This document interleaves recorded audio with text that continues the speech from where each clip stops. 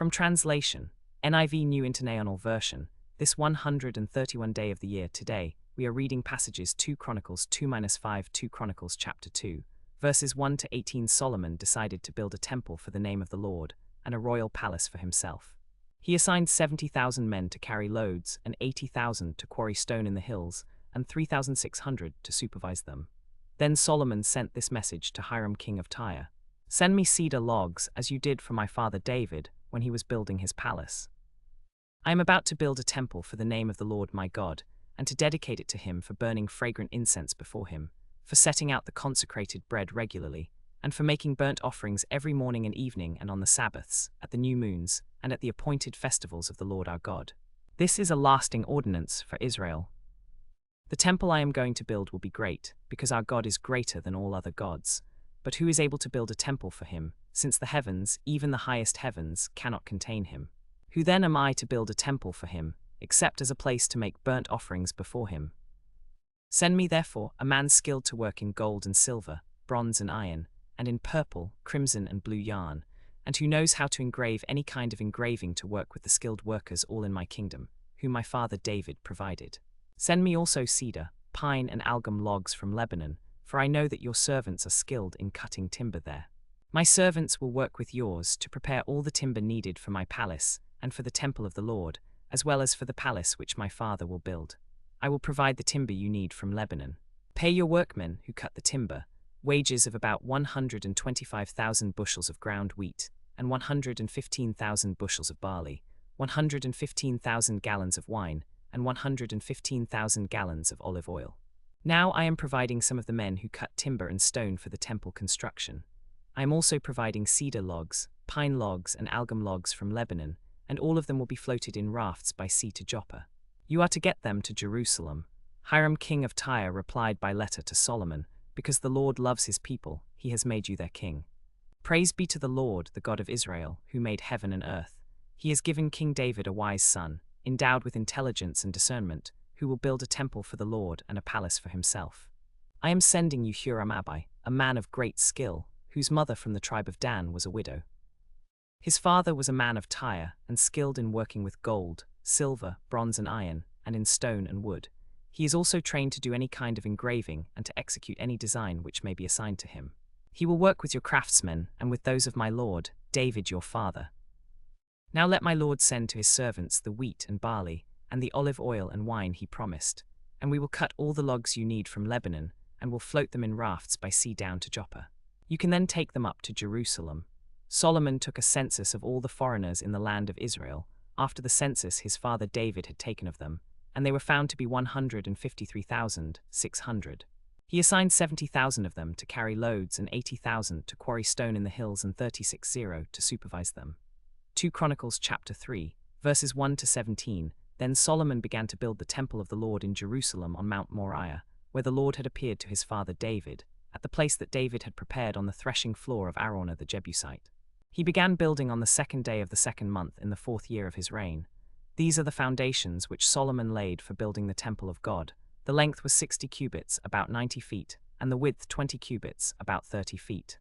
The portico at the front of the temple was 20 cubits wide across the end of the temple, and was 20 cubits high. He overlaid the inside with pure gold. He paneled the main hall with juniper, and covered it with fine gold, and decorated it with palm trees and chains. He adorned the temple with precious stones. And he used gold to decorate the temple of the Most High. He overlaid its beams, thresholds, walls and doors with gold, and he carved cherubim on the walls. He made the most holy place. Its width was 30 cubits, about 45 feet, and its length was 30 cubits, about 45 feet, and he overlaid it with fine gold to the amount of 600 talents. The gold nails were 50 shekels each, and he overlaid the upper parts with gold. In the most holy place he made a 2-winged cherubim of olive wood, each 10 cubits high. The wings of the cherubim were 20 cubits long. The wing of one cherub was 5 cubits, touching the temple wall, and its other wing was 5 cubits, touching the wing of the other cherub. Similarly, one wing of the other cherub was 5 cubits, touching the temple wall, and its other wing was 5 cubits, touching the wing of the first cherub. The wings of these cherubim extended 20 cubits, and they stood on their feet, facing the main hall. He made the curtain of blue, purple and crimson yarn and fine linen, and he worked cherubim into it. In front of the temple he made 2 pillars, which together were 35 cubits long, each with a capital on top measuring 5 cubits. He made interwoven chains and put them on the tops of the pillars. He also made 100 pomegranates and attached them to the chains. He erected the pillars in the front of the temple, one on the south and one on the north. The one on the south he named Jachin, and the one on the north Boaz. 2 Chronicles chapter 4, verses 1 to 22. He made a bronze altar 20 cubits long, 20 cubits wide and 10 cubits high. He made the sea of cast metal, circular in shape, measuring 10 cubits from rim to rim and 5 cubits high. It took a line of 30 cubits to measure around it. Below the rim, figures of oxen encircled it, 10 to a cubit. The oxen were cast in 2 rows in one piece with the sea. The sea stood on 12 bulls, 3 facing north, 3 facing west, 3 facing south, and 3 facing east. The sea rested on top of them, and their hindquarters toward the center. It was a handbreadth in thickness, and its rim was like the rim of a cup, like a lily blossom. It held 2,000 baths. He also made 10 basins for washing, and placed 5 on the south side and 5 on the north. In them, the things to be used for the burnt offerings were washed, but the sea was to be used by the priests for washing. He made 10 golden lampstands according to the specifications for each, and placed them in the temple, 5 on the south side and 5 on the north. He made 10 tables and placed them in the temple, 5 on the south side and 5 on the north. He also made 100 gold sprinkling bowls. He made the courtyard of the priests, and the large court and doors for the court, and overlaid the doors with bronze. He placed the sea on the south side, at the southeast corner of the temple. Huram also made the pots, shovels, and sprinkling bowls.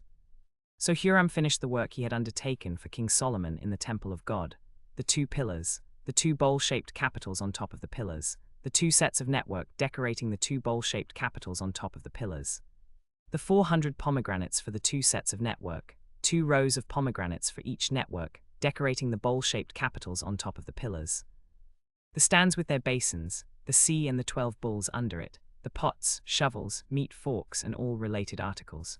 All the objects that Huram-Abi made for King Solomon for the temple of the Lord were of polished bronze. The king had them cast in clay molds in the plain of the Jordan between Sukkot and Zarethan.